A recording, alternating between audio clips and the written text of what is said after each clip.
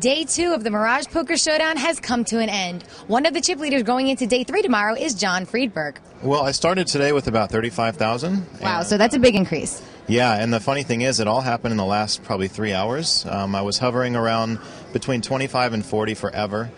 I got moved to a new table right here and picked up an ace-king and doubled up, more than doubled up that hand. Very next hand, pick up another ace-king and double up again. And so that put me up to about 140.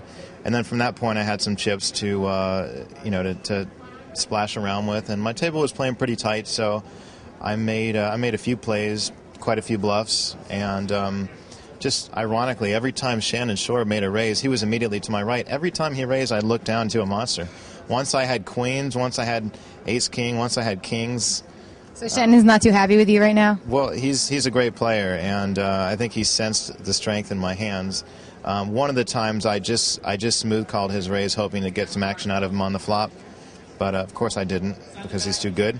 But anyway, yeah. So I had a couple double ups early, and then just picked up some hands and made some some pretty sick plays without hands that worked. So you said your table was pretty subdued. It seems like the whole tournament got pretty subdued towards the end. There's only 41 players left, and it's been in the 40s for quite some time. What do you think about that?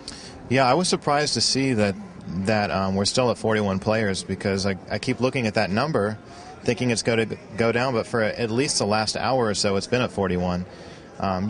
There's two factors going on right now. One, we're approaching the bubble, and two, the last hour of play of the day for any tournament is usually pretty slow. So I think right now people are probably playing their hands a little slower than they would.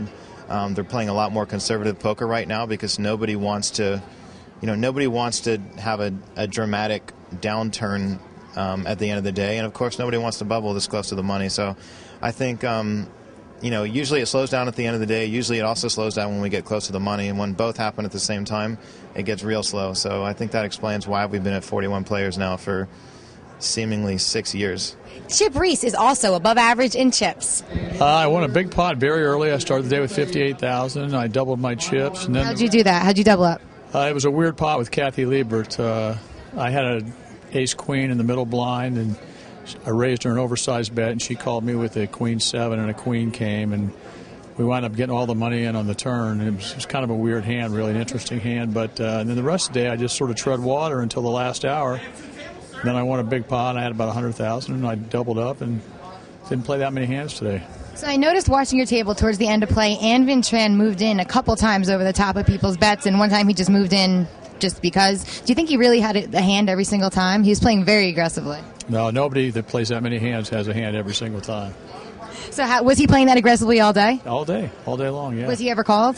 He got called a few times, but he learned to get away from the hand. I mean, he never really exposed all his chips, but he needs to learn to play a little bit tighter tomorrow. Oh, he probably knows what he's doing. As John Friedberg said, there are currently 41 players remaining in the Mirage Poker Showdown of the 309 original entrants. Tomorrow they're supposed to play down to 27, but if all of the players agree, they could play further than that. We'll be here and we'll let you know exactly what's going on at the Mirage Poker Showdown. I'm Lizzie Harrison for Card Player TV.